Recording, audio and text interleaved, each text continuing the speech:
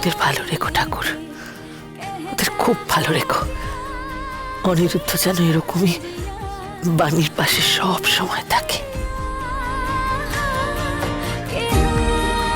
বাবা, আজ তো তোমার হ্যাপি বার্থডে, আমরা কি আজও ঘরে থাকবো? কোথাও বাইরে ঘুরতে যাব না?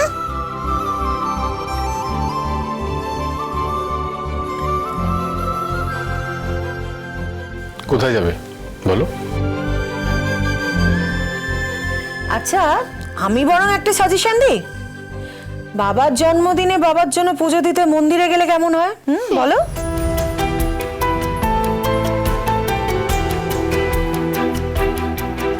বানি, হ্যাঁ, তুমি একটা কাজ করবে, তুমি ওই পুজোর সরঞ্জামগুলো একটু গুছিয়ে নাও না।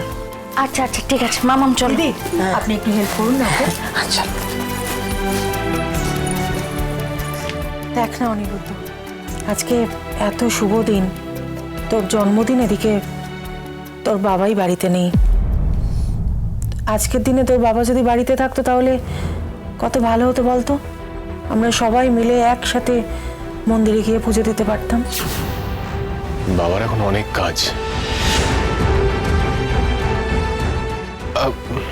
মা, কাজ থাকলে কি করবে?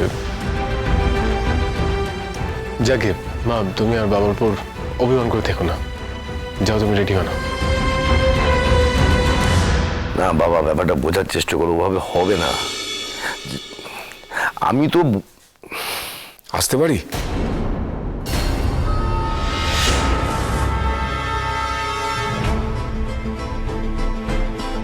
কি ব্যাপার, তোমরা এখানে কেন? কোন সাহসে তোমরা এই বাড়িতে ঢুকেছো? আমি ওদের আসতে বলেছি। আমি তুমি কারণটা কি জানতে পারি? বারে নিজের ছেলেকে দেখতে চাওয়ার আবার কারণ লাগে নাকি?